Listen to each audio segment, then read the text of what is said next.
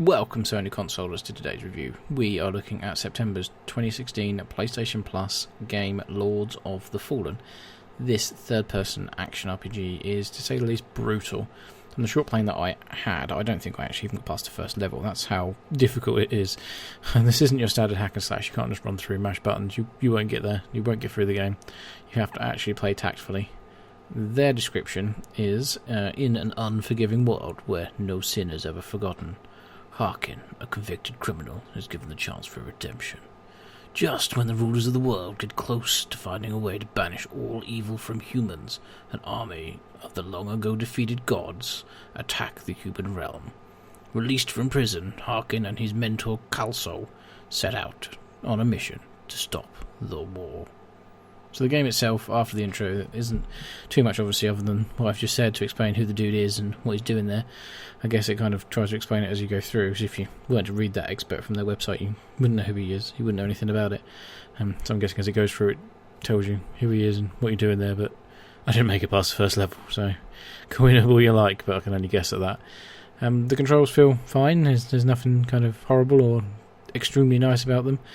Takes a little bit getting used to with the light attack and heavy attack. They're not next to each other, they are different places, but they're not uncomfortable to reach, you know. It's just getting used to pressing buttons. At the end of the day, it's hard up with any game. A fairly solid controller setup, and you know, it's once you get used to it, it'll be light attack, strong attack, and it'll be easy as a Sunday morning. Graphically, it's a nice looking game.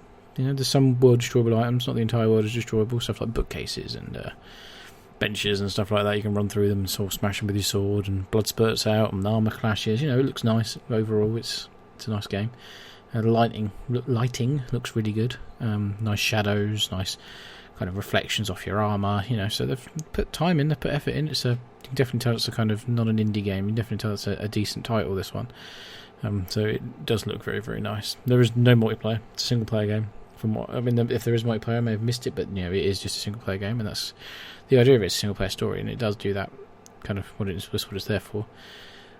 Playing the game was great. It was really nice. The ambience, the chinking of the armour as you kind of just run around, and the chinking of the armour as you get hit, and even smashing bookcases, the sound effects as well. You know, you can tell it's a nicely polished game. If I manage to get further, there's probably a lot more that's nicer going forwards as well, but because I got stuck on the first level because I'm a nub, then there's not really much I can tell other than the first little area that I saw.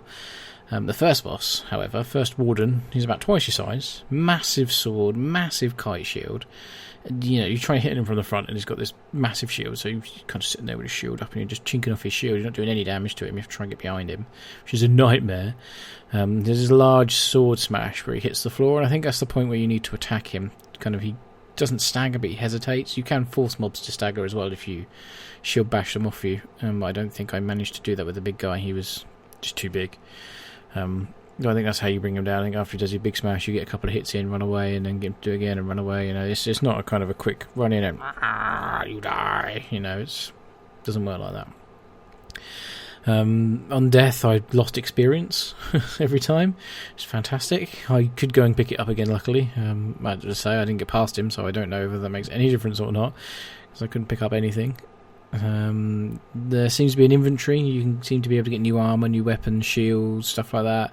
So it's an RPG, so you'd expect that. But I didn't find anything in the first area that I was in. Taking it that the first boss probably drops a weapon for you or something like that, and to be able to carry on and move on in the game. All in all, I loved it. The small amount of playtime I did have, I'd say it's similar to Dark Souls. It looks a lot similar to Dark Souls. You know, it's not a hack and slash, it's tactical, it's difficult.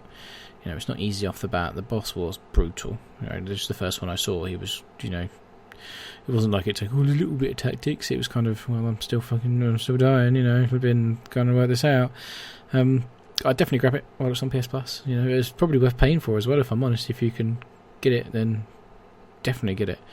And for that, I give this game a solid 5 console stars out of 5, making it a recommended game to play. I definitely recommend purchasing this game.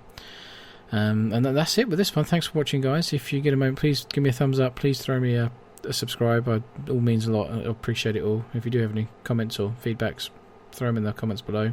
And yeah, I'll see you guys later. Have a good one.